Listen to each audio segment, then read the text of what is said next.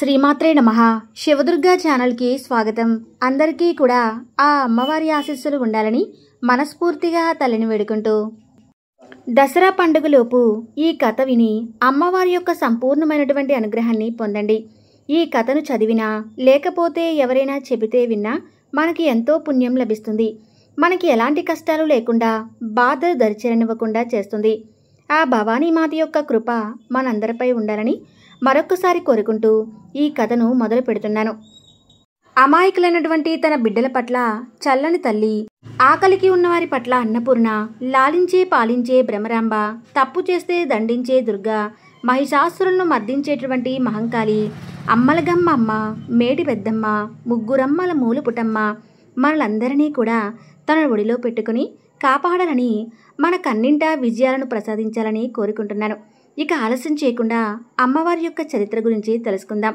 అష్టాదశ పురాణాలను కృష్ణ ద్వైపాలుడు అయినటువంటి వ్యాస మహర్షి రచించినటువంటి తను వక్తగా కాకుండా ఆ విషయాలను ఒకప్పుడు నైమిషారణ్యంలో శ్రవణకుడు మొదలైనటువంటి మహామునులతో ఉన్నప్పుడు వారికి వ్యాసుడు శిక్షణ అయినటువంటి రోమహర్షుడు కుమారుడైనటువంటి సూత మహర్షి ద్వారా చెప్పించాడని పురాణాలు చెబుతూ ఉన్నాయి. వారితో సూత మహర్షి భవానీమాత యొక్క చరిత్రను ఈ విధంగా చెప్పడం ప్రారంభించాడు. మురులారా, సృష్టి స్థితి లయాకారకులైనటువంటి బ్రహ్మ విష్ణు మహేశ్వరులు దైవాలలోనే ఉత్తమములు. సృష్టికర్త అయినటువంటి బ్రహ్మ కంటే స్థితికర్త అయినటువంటి విష్ణువు గొప్ప. విష్ణువు కంటే ప్రణవస్వరూపుడు ఓంకార రూపుడు అయినటువంటి పరమేశ్వరుడు గొప్ప. ఓంకార స్వరూపుడైనటువంటి ఆ పరమేశ్వరుని యొక్క అర్ధాంగియే అమ్మ జగదాంబ. ఈమె ఈ యొక్క సర్వ జగత్తుకే మాత కాబట్టి ఈమె జగన్మాతగా ప్రసిద్ధికెక్కింది. అందుకే జగదాంబను భవానీదేవి, శ్రీదేవి, మహాలక్ష్మి, చండి, దుర్గా, మహాశక్తి అనేటువంటి పేర్లతో ఆరాధిస్తూ ఉంటారు. భవానీ మహిమకు మహిషాసుర మర్దిని నిదర్శనం. సూత మహర్షి అసలు భవానీ అంటే ఎవరు, ఆమె యొక్క ఆవిర్భావం ఎలా జరిగింది, శివానిగా ఏ విధంగా పరిగణించింది, మా యొక్క సందేహాలను తీర్చి మమ్మల్ని సంతృప్తి చేయవలసింది అని శౌనకాది మహామునులందరూ కూడా సూత మహామునిని అభ్యర్థించారు. వారి యొక్క కోరిక మేరకు సూత మహర్షి ఈ విధంగా చెప్పసాగాడు. పూర్వం ఒకనాడు సృష్టికర్త అయినటువంటి బ్రహ్మ సంధ్య అని అతిలోక సౌందర్యవతిని సృష్టించాడు. బ్రహ్మ తనని తాను మర్చిపోయి ఆమె యొక్క అందానికి ముగ్ధుడై ఆమె వెంటపడ్డాడు. ఇది తప్పు అని ఎంతమంది వాదిస్తున్నా కూడా బ్రహ్మ వినలేదు. అంతటా ఈ ఉగ్రరూపం నుండి బ్రహ్మను కాపాడాలి అని దేవతలందరూ కలిసి కైలాసానికి పోయి పరమేశ్వరునితో మొరపెట్టుకుంటారు.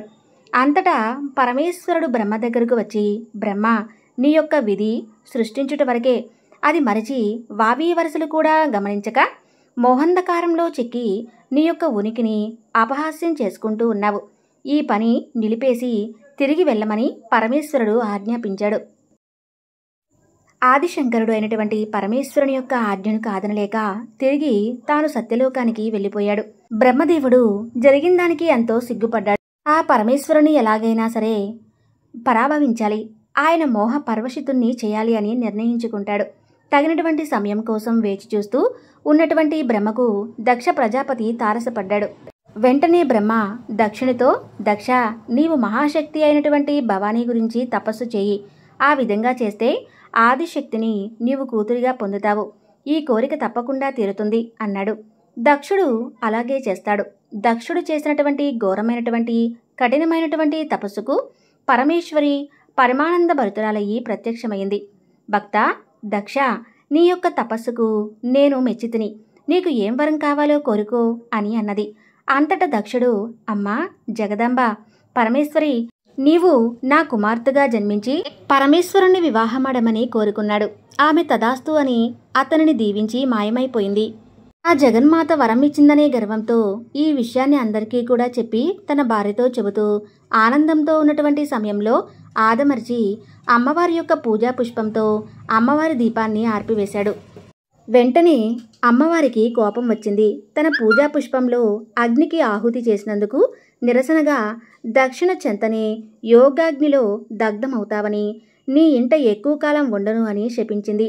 ఆ తర్వాత దక్షుని కుమార్తెగా జన్మించినటువంటి అమ్మవారికి సతీ అని నామకరణం చేశారు. సతీదేవి తన యొక్క చిన్నతనం నుండే పరమేశ్వరునిపై ప్రేమను పెంచుకుంది.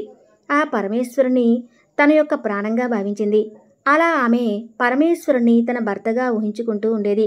కానీ దక్షుడికి శివుడికి మధ్య తగువు వచ్చింది. దానితో దక్షుడు సతీదేవిని ఆ బైరాగికి ఇవ్వను అని గట్టిగా నిర్ణయించుకుంటాడు. అసలు శివుడికి దక్షుడికి ఎందుకు తగువు వచ్చింది అంటే, ఒకనాడు దక్షుడు తన ఇంట ఒక మహాయజ్ఞాన్ని తలపెట్టాడు. దానికి ముల్లోకాల్లో ఉన్నటువంటి దేవతలందరినీ కూడా ఆహ్వానించాడు. త్రిమూర్తులను కూడా ఆహ్వానించాడు. అందరూ కూడా అక్కడికి వచ్చారు. దక్షుడు యజ్ఞ మండపానికి రాగానే అందరూ దేవతలు లేచి ఆయనకు నమస్కరించారు. ఒక బ్రహ్మదేవుడు తప్ప, అలాగే పరమేశ్వరుడు తప్ప మిగతా అందరూ కూడా నమస్కరించారు. సరే, బ్రహ్మదేవుడంటే తన తండ్రి, కానీ ఈ పరమేశ్వరుడికి ఏమైంది? ఎంతటి అహంకారమని ఆయన మీద కోపం పెంచుకున్నాడు. దక్షుడు కారణమేమిటి అంటే, ఆయన ఆదిదేవుడు, ఆయన మహాశక్తికి మరొక స్వరూపం. ఆయన ఆదిశక్తి తప్ప ఇంకెవరికీ కూడా లేచి నమస్కరించకూడదు. ఆయన ఈ యొక్క అఖిల బ్రహ్మాండానికే తండ్రి. తండ్రి ఎక్కడైనా కూడా బిడ్డకు నమస్కారం చేస్తాడా? అది ఆ దక్షునికి అర్థం కాలేదు. ఆయన నమస్కారం చేయమని చెప్పాడు. పరమేశ్వరుడు నేను చేయకూడదు దక్ష అని చెప్పాడు. నేను తిరిగి అడిగినా కూడా ఎదురు సమాధానం చెబుతావా అని ఆయన ఘోరంగా అవమానించి అక్కడి నుండి వెళ్ళిపోమంటాడు.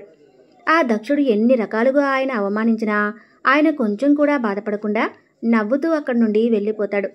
పరమేశ్వరుడు లేనటువంటి ఆ యజ్ఞం వృధా అని బ్రహ్మదేవుడు, విష్ణువు, మిగతా దేవతలందరూ కూడా, అలాగే ఎంతోమంది ఋషులు కూడా అక్కడ నుండి వెళ్ళిపోతారు. తన యజ్ఞం పరమేశ్వరుని వల్ల విఫలమైంది అని పరమేశ్వరుని పైన కోపం పెంచుకుంటాడు దక్షుడు.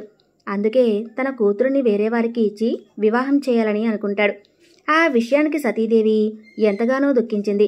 శివుని కాకుండా వేరొకరిని తన భర్తగా ఊహించుకోలేనని అనుకుంటుంది. అలా ఒకనాడు దక్షుడు సతీదేవి వివాహం కొరకు ఎంతోమందిని స్వయంవరానికి ఆహ్వానించాడు. ఒక్క పరమేశ్వరుని తప్ప మిగతా అందరినీ ఆహ్వానించాడు. కానీ సతీదేవి కళ్ళు మాత్రం పరమేశ్వరుని కోసం వెతుకుతూ ఉన్నాయి. అక్కడ శివుడు లేడు అని తెలుసుకొని ఎంతో బాధకు లోనయ్యింది. సతీదేవి చేతికి వరమాల ఇచ్చారు. తాను కోరినటువంటి వరుని మెడలో ఈ వరమాలను వేయమని చెప్పారు.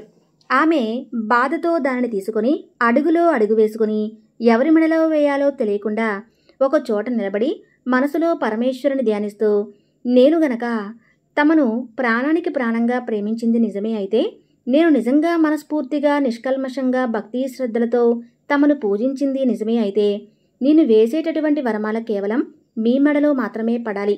కాదని ఇంకెవరి మెడలో పడినా నేను ఆ మరుక్షణమే నా ప్రాణాలు విడుస్తాను పరమేశ్వరా అని ఆయన్ని తలుచుకుని ఆ యొక్క వరమాలను పైకి విసురుతుంది.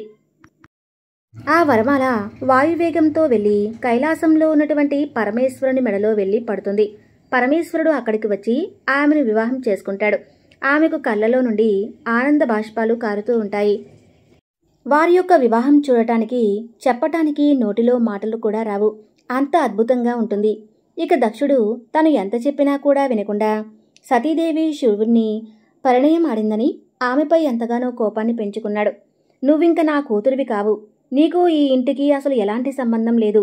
ఇక నీకు ఈ ఇంటికి వచ్చేందుకు ఎలాంటి అధికారం కూడా లేదు. వెళ్ళిపో అని అక్కడ నుండి పంపించేస్తాడు. ఇక ఆమె తండ్రి అన్నటువంటి మాటలకు ఏడుస్తూ పరమేశ్వరుని వెంట కైలాసానికి పయనమవుతుంది సతీదేవి. అక్కడ ఆమె పరమేశ్వరుడితో ఎంతో సంతోషంగా ఉంటూ ఉండేది. నిత్యం పరమేశ్వరుడు ధ్యానంలో ఉండేవాడు. ఆయన పాదాలకు పుష్పాలతో పూజలు చేస్తూ ఉండేది. ఆయన ధ్యానం నుండి తిరిగి వచ్చే వరకు ఆయనకు సేవలు చేసుకుంటూ ఉండేది. ఆమె ఒక రాజు కూతురైనా కూడా సర్వసాధారణమైనటువంటి స్త్రీవలే ఉండేది. ఆమె సాధారణమైనటువంటి స్త్రీలు ఏ బట్టలు అయితే ధరిస్తారో ఆమె కూడా అలాంటి నారా చీరలు ధరిస్తూ ఉండేది. ఎలాంటి నగలు అలంకరణ చేసుకోకుండా రామాయణంలో సీతాదేవి రామునితో అడవులకు వెళ్తే ఏ విధంగా అయితే ఉంటుందో అచ్చం అలానే ఉండేది. అలా ఉన్నావు ఏమిటి అని ఎవరైనా అడిగితే, నా భర్తకు లేనటువంటి అలంకారం నాకెందుకు అని చెబుతుంది. ఆమె తన నుదుటిన కుంకుమతో పెద్దగా బొట్టు పెట్టుకుంటేది.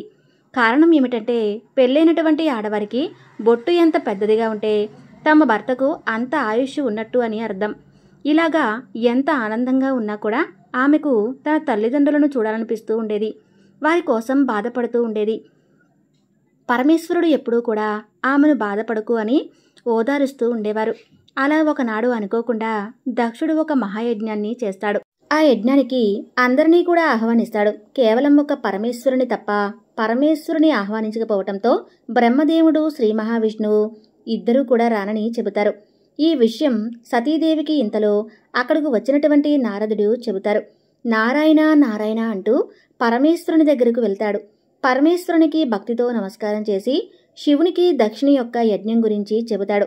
మీరు వెళ్ళడం లేదా పరమేశ్వర అని అడుగుతాడు. నాకు ఎలాంటి ఆహ్వానం రాలేదు నారదా, ఆహ్వానం రాకుండా నేను ఎలా వెళ్తాను? సరే స్వామి, మీరు కనుక అనుమతి ఇస్తే నేనిక బయలుదేరుతానని బయలుదేరుతాడు నారదుడు. అప్పుడే ఎదురుగా సతీదేవి కనిపిస్తుంది. ఆమెకు కూడా చెప్పాలి కదా అని ఆమెకు కూడా నమస్కారం చేస్తాడు. ప్రణామాలు దేవర్షి అని తిరిగి నమస్కారం చేస్తుంది సతీదేవి. ఆయన ఆమెకు, అమ్మా, మీకు ఈ విషయం తెలుసా? మీ నాన్నగారు ఒక మహాయజ్ఞాన్ని చేస్తున్నారు. మీకు తెలుసా? ఆ విషయానికి ఆమె ఎంతగానో సంతోషంతో, అవునా నారదా? అవును తల్లి, ఇప్పుడే పరమేశ్వరునికి కూడా చెప్పాను. సరే తల్లి, ఇక నేను బయలుదేరుతున్నాను అని ఆమెకు నమస్కారం చేసి వెళ్ళిపోతూ నారాయణ నారాయణ అంటూ వెళ్తాడు. ఆమె ఎంతో ఆనందంగా వెళ్ళి మహాదేవునితో, స్వామి, మనం కూడా వెళ్దామా స్వామి అని అంటుంది. దానికి పరమేశ్వరుడు, వద్దు దేవి, మీ నాన్నగారు మనల్ని పిలవలేదు. ఎప్పుడూ కూడా పిలవనటువంటి పేరంటానికి వెళ్ళకూడదు. అలా వెళ్తే అవమానాలు జరుగుతాయి. మన వాళ్ళు చేసేటటువంటి కార్యాలకు మనల్ని పిలవటం ఏమిటి? మనం వెళ్దాం స్వామి అంటుంది. వద్దు దేవి అంటాడు పరమేశ్వరుడు. ఇక ఆమె బాధతో అలుగుతుంది. అది చూసినటువంటి పరమేశ్వరుడు ఆమె దగ్గరకు వస్తాడు.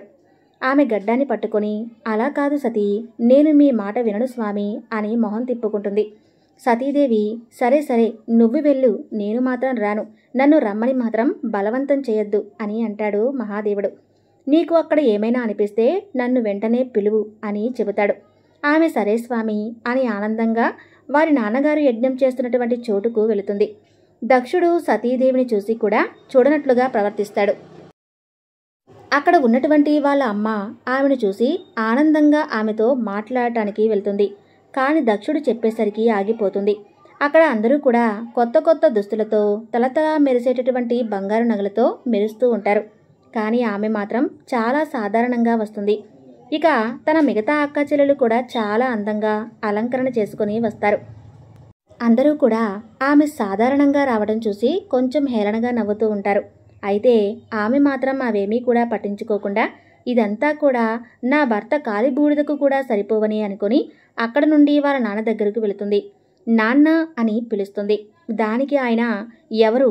నీకు తండ్రి లేడు, నాకు కూతురు లేదు అని ఎప్పుడైనా నేను చెప్పినటువంటి పెళ్లి చేసుకున్నావో ఆ బైరాగిని పెళ్లి చేసుకున్నావు కదా, అప్పుడే నువ్వు నా దృష్టిలో చచ్చిపోయావు. అయినా కూడా ఆ బూడిద పూసుకుని శ్మశానంలో తిరిగేటటువంటి వారి దగ్గర ఏముంది? అసలు నేను చెప్పిన వారిని కాకుండా వెళ్ళి అతన్ని పెళ్లి చేసుకున్నావు. అయినా ఆ బిచ్చగాడి దగ్గర ఏముంది అని అంటాడు నాన్న. దయచేసి నా ముందు ఆయన్ని మాత్రం ఏమీ అనవద్దు, నేను తట్టుకోలేను అంటుంది ఏడుస్తూ. ఇంకా అంటాను, ఏం చేస్తావు అని ఇంకా ఎక్కువగా తిడుతూ ఉంటాడు. కైలాసంలో పరమేశ్వరునికి ఏదో మనసుకు మాత్రం కీడుగా అనిపిస్తూ ఉంటుంది. అక్కడ సతీదేవి భర్తను నానా రకాలుగా అవమానించేసరికి స్వామి ముందే చెప్పారు, పిలవనటువంటి పేరంటానికి వెళ్ళకూడదు అని. కానీ ఆయన మాట వినకుండా వచ్చాను.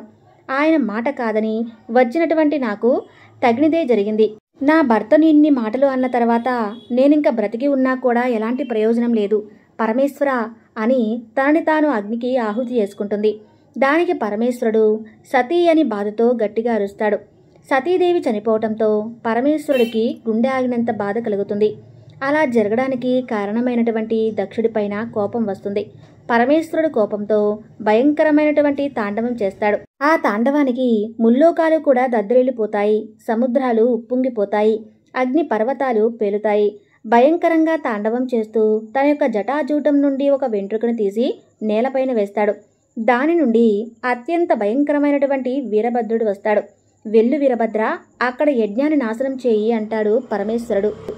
వీరభద్రుడు చాలా భయంకరంగా కళ్ళు ఎర్రగా నిప్పులు కక్కుతూ దక్షుని చేసినటువంటి యజ్ఞానికి వెళ్ళి అక్కడ అంతా కూడా నాశనం చేస్తాడు. అడ్డు వచ్చిన వారందరినీ కూడా నరికి చంపివేస్తాడు. అప్పుడే వచ్చినటువంటి దక్షుణ్ణి క్షణకాలంలో అతని తల నరికి దాన్ని యజ్ఞగుండంలో వేసేసి అక్కడి నుండి మాయమైపోతాడు. అప్పుడు అక్కడికి బాధగా పరమేశ్వరుడు వచ్చి చనిపోయినటువంటి సతీదేవిని ఎత్తుకుని తన గుండెలకు హత్తుకుని బోరున ఏడుస్తాడు. సతీ, నాకు ఇప్పటి వరకు ఎవరూ లేరు, ఇప్పుడు నువ్వు కూడా నన్ను వదిలి వెళ్ళిపోయావా అని గట్టిగా ఏడుస్తూ ఆమెను భుజానికి ఎత్తుకుని వెళుతూ ఉంటాడు. అక్కడే భర్త కోసం ఏడుస్తూ ఉన్నటువంటి దక్షుడి భార్య ప్రతిభిక్ష పెట్టమని ఆయన కాళ్ళు పట్టుకుని ఏడుస్తుంది. అప్పుడు పరమేశ్వరుడు కనుకరించి అతనికి ఒక మేక తల పెట్టి తిరిగి ప్రాణాలు పోస్తాడు. ఆ తర్వాత అతని యొక్క అహంకారాన్ని విడిచి జరిగిన దానికి పరమేశ్వరుణ్ణి క్షమించు స్వామి ఆదిదేవా అని కాళ్ళపై పడతాడు దక్షుడు. పరమేశ్వరుడు అతనిని క్షమించి సతీదేవి శవాన్ని ఎత్తుకుని ముల్లోకాలు తిరుగుతూనే ఉంటాడు. సంవత్సరాలు గడుస్తున్నా కూడా అలా ఎత్తుకొని ఏడుస్తూ తిరుగుతూనే ఉంటాడు. దేవతలందరూ కూడా పరమేశ్వరుని అలా చూడలేక మహావిష్ణువుతో మొరపెట్టుకుంటారు. మహావిష్ణువు తన యొక్క సుదర్శన చక్రంతో ఆమె శరీరాన్ని ముక్కలు ముక్కలుగా చేస్తాడు. అలా ఆమె శరీర భాగాలు పడిన చోటల్లా ఒక దివ్యమైనటువంటి శక్తిపీఠాలు ఏర్పడతాయి. అవే మన భూమి మీద పడినటువంటి అష్టాదశ శక్తిపీఠాలు. అవి పడిన చోట మహాపుణ్యక్షేత్రాలుగా ఏర్పడ్డాయి. అవేమిటి అంటే, మొదటిది శాంకరి, శ్రీలంక దేశంలో కామాక్షి, కాంచీపురం తమిళనాడు శృంఖల ప్రత్యుమ్న నగరం, పశ్చిమ బెంగాల్ కోల్కతా, చాముండి క్రౌంచ పట్టణం, మైసూర్ కర్ణాటక జోగులాంబ, అలంపూర్ తెలంగాణలోని కర్నూలు, తుంగభద్రా నది దగ్గరలో అన్నమాట. భ్రమరాంబిక శ్రీశైలం, ఆంధ్రప్రదేశ్ కృష్ణానది తీరాన అమ్మవారు మల్లికార్జున స్వామి సమేతులై ఉన్నారు.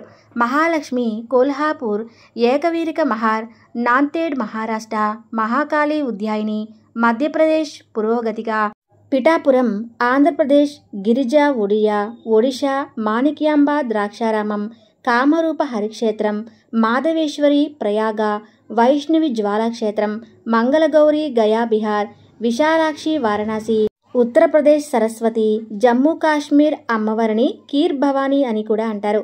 అలా సతీ వియోగంతో పరమేశ్వరుడు హిమవత్ పర్వతం ప్రాంతం చేరి సుదీర్ఘ తపస్సులో మునిగిపోయాడు.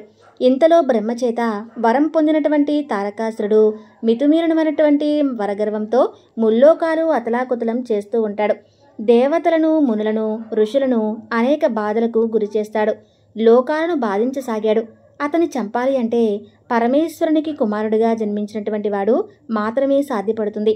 ఇక మిగతా ఎవరికీ కూడా సాధ్యపడినటువంటి విషయం, హిమవంతుడిని ఆదిపరాశక్తి కోసం తపస్సు చేసి ఆమెను కూతురిగా పొందమని చెబుతాడు. ఆయన వారు చెప్పిన విధంగా తపస్సును ఆచరిస్తాడు. ఆదిపరాశక్తి అతని యొక్క తపస్సుకు మెచ్చి అతన్ని సాక్షాత్కరించింది. అప్పుడు ఆయన, తల్లి, నీవు నాకు కుమార్తెగా జన్మించి పరమేశ్వరుని వివాహమాడాలని వరం కోరుకుంటాడు. అమ్మ అందుకు అంగీకరించింది. కొన్నాళ్లకు హిమవంతునికి కుమార్తెగా జన్మించి తను పెరిగి పెద్దయి తన యొక్క అందచందాలతో పరమేశ్వరుని మోహపరవిషితుణ్ణి చేసి పరమేశ్వరునికి అర్ధాంగి అవుతుంది. శివుని భార్య కాబట్టి శివాని, బౌని ఇల్లాలు కాబట్టి భవాని అని పలు నామాలతో అమ్మను కొలుస్తారు. ఈమె పర్వతరాజు కుమార్తె కాబట్టి ఈమెను పార్వతి అంటారు. ఇక మేనా హిమవంతుల కుమార్తె అయినటువంటి అపర్ణ ఆమె యొక్క చిన్నప్పటి పేరు. ఆమె చిన్నతనంలోని నల్ల కలువల రంగుతో నిగనిగలాడుతూ ఉండేది. హిమము అంటే తెలుపు. ఆ ప్రదేశం మొత్తం కూడా తెల్లగా ఉండటంతో ఈమె మాత్రం నల్ల కలువల రంగుతో ఉండేది. కాబట్టి పరమేశ్వరుడు ఆమెను కాళీ కాళీ అని అప్పుడప్పుడు ఆట పట్టిస్తూ ఉండేవాడు. అయితే కాళీ అంటే నల్లపిల్ల అని అర్థం. కాబట్టి అమ్మవారు అయినటువంటి పార్వతీదేవి ఆ మాటలకు కోపంతో తపస్సు చేసి నలుపు నుండి గౌరవవర్ణం మార్పు చెందింది. గౌరవర్ణం అనగా ఎరుపు రంగు అని అర్థం. గౌరవర్ణంలోకి మార్పు చెందినందున గౌరి అని పేరు వచ్చింది. ఆమె నుండి విసర్జింపబడినటువంటి నలుపును కాళిక అని అంటారు. రాక్షసుల యొక్క సంహారం చేసేటప్పుడు నల్లని కాళికా రూపాన్ని ధరించి కాళికాదేవిగా మారి రాక్షసులను సంహరిస్తుంది అమ్మవారు. సృష్టి స్థితి లయాకారకులైనటువంటి బ్రహ్మ, విష్ణు, మహేశ్వరులను ఎలా సత్యలోకం, వైకుంఠం, కైలాసం ఉన్నాయో అలాగే అమ్మవారికి కూడా నివాస స్థలం ఉంది. ఈ అమ్మవారు తన యొక్క పతి అయినటువంటి పరమేశ్వరునికి లయం చేయటంలో సహకరిస్తూ ఉంటుంది. అన్ని లోకాలకు పైన భవానీ నివాసం ఉంటుంది. దీనిని మణిద్వీపం అంటారు. మణిద్వీపం 18 ప్రాకారాలతో ఉంటుంది. ఈ మందిరం ఇనుము, కంచు, రాగి, సీసం, ఇత్తడి అనేటువంటి పంచలోహాలు, వెండి, బంగారం, పుష్యరాగ, పద్మరాగ, గోమేధిక, వజ్ర, వైడూర్య, నీలాముత్యాలు, మరకతలు, పగడాలు, నవరత్నాలతో ప్రాకారాలు వరుసగా ఉంటాయి. ఇలా 18 ప్రాకారాలు దాటి ఆ తర్వాత కల్పవృక్షాల తోటల మధ్యలో ఉన్నటువంటి చింతామణి మండపమే భవానీ మందిరం. అందులో శృంగారం ముక్తి, జ్ఞాన ఏకాంత అనేటువంటి 1000 స్తంభాల మండపాలు 4 ఉంటాయి. అందులో శృంగార మండపంలో నాట్యకర్తలు నాట్యం చేయగా, గంధర్వులు గానం చేయగా, జై భవానీ అని భక్తులు అమ్మను స్మరిస్తూ ఉంటారు. తన యొక్క దివ్యమంగళమైనటువంటి సింహాసనంపై అమ్మవారు ఆసీనురాలై ఉంటుంది. భక్తులందరూ కూడా భవానీ మందిరాన్ని తలుచుకుంటే వారి పాపాలు అన్నీ కూడా పటాపంచలవుతాయి. ఇక అమ్మవారు మహిషాసురు యొక్క సంహారం ఏ విధంగా చేసిందో తెలుసుకుందాం. పూర్వం ధ్రువుడు అనేటువంటి రాక్షసుడికి రంగుడు, కరంబుడు అనేటువంటి 2 పుత్రులు ఉండేవారు. వారిద్దరికీ కూడా సంతానం లేదు. వారు సంతానం కోసం రమ్ముడు పంచాగ్ని యందు, కరంబుడు నీటి యందు ఘోర తపస్సును ఆచరించారు. ఈ విషయం దేవేంద్రుడికి తెలిసి వీరి వలన తనకు ఎక్కడ ముప్పు వాటిల్లుతుందో అని అనుకుని ఇంద్రుడు ముసలి రూపం ధరించి నీటి యందు తపస్సు చేస్తూ ఉన్నటువంటి కరంబుడిని మట్టు పెట్టాడు. తపస్సు చేస్తూ ఉన్నటువంటి రంగుడికి ఈ విషయం తెలిసి చాలా బాధపడుతూ తనంత తపస్సు చేసినటువంటి దేవుడు ప్రత్యక్షం కాకపోవటంతో తన తల నరుక్కొని అగ్నికి ఆహుతి అవుతాడు. అప్పుడు వెంటనే అగ్నిదేవుడు ప్రత్యక్షమై తన యొక్క పూర్వరూపాన్ని తనకి ఇచ్చి నీకు ఏం వరం కావాలో కోరుకోమని 2 వరాలను ప్రసాదిస్తాడు. అంతటా రంగుడు, ఓ అగ్నిదేవా, అజేయుడు, అమిత బలం కలవాడు, ముల్లోకాలు గెలవగలిగేవాడు, ఏ రూపంలోకైనా మారిపోయేటటువంటి కుమారుడిని ప్రసాదించమని కోరుకుంటాడు. దానికి అగ్నిదేవుడు, తదాస్తు, నీకు మొదట దేనియందు అయితే కామేచ్ఛ కలుగుతుందో దానియందే కుమారుడు జన్మిస్తాడు అని చెప్పి అక్కడి నుండి మాయమవుతాడు. ఆ తర్వాత రంగుడు పుత్రజననం కోసం సరైనటువంటి కన్య కోసం వెతుకుతూ వెళ్తాడు. ఎంతోమంది సుందరీమణులు ఎదురుపడ్డా చలించలేదు. అమ్మవారి దయలేదు అని అనుకున్నాడు. అతిలోక సుందరీమణులు ఎంతమంది కనిపించినా కూడా ఆమె యందు ఇచ్చ కలగలేదు. అలా వెళుతూ ఉన్నటువంటి రంగుడికి దురదృష్టవశాత్తు ఒక గేదె కనిపించింది. దానిని కన్నార్పకుండా చూస్తాడు. ఆ గేదె పైన కామం కలుగుతుంది. వెంటనే ఒక దున్నపోతులా మారిపోయి ఆ గేదె మీద పడి తన యొక్క కామేచ్ఛని తీర్చుకుంటాడు. ఇక దురదృష్టవశాత్తు అదే దారిలో ఒక ఏనుగుబోతు వెళుతూ ఈ గేదె మీదకు వస్తుంది. అక్కడే దున్నపోతు రూపంలో ఉన్నటువంటి రంగుడు అడ్డు రావటంతో ఇద్దరికీ కూడా పెద్ద గొడవ జరిగి రంగుడు మరణిస్తాడు. ఆ తర్వాత ఆ గేదెకు రంగుడు వలన రక్తబీజుడు, మహిషాసురుడు అని 2 కుమారులు జన్మిస్తారు. ఆ యొక్క ఏనుబోతును యక్షల మట్టు పెడతారు. ఏదే చితిలో పడి మరణిస్తుంది. ఆ తర్వాత మహిషాసురుడు రాక్షకులకు రాజు అవుతాడు. అతను దేవతల మీద కోపంతో మేరుపర్వతం పైన బ్రహ్మదేవుని కొరకు ఏళ్ల తరపడి తపస్సు చేస్తాడు. దేవదానువుల యొక్క యక్ష గంధర్వ కిమీ పురుషుల వల్ల మరణం రాకుండా వరాన్ని కోరుకుంటాడు. అమితమైనటువంటి వరగర్వంతో సామాన్య ప్రజలను అనేకమైనటువంటి ఇక్కట్లకు గురిచేస్తాడు. తానే దేవుణ్ణి అని అందరూ కూడా తననే పూజించాలి అని ఆంక్షలు పెడతాడు. అలా తన యొక్క ఆజ్ఞను మీరి వాడిని ఉరి తీయించేవాడు. ప్రజలను అనేక ఇబ్బందులను గురిచేసేవాడు. యజ్ఞాలు లేవు, యాగాలు లేవు, దాన ధర్మాలు అస్సలే లేవు. ప్రజలు అతని వల్ల అనేక ఇబ్బందులు పడుతూ ఉండేవారు.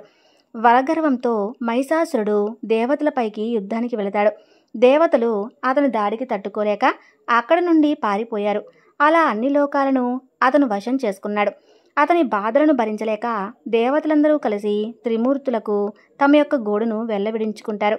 ఇక బ్రహ్మదేవుడు ఇచ్చినటువంటి వరం వలన మేము కూడా పురుషులమే కదా, మేమేమీ చేయలేము అని అన్నారు.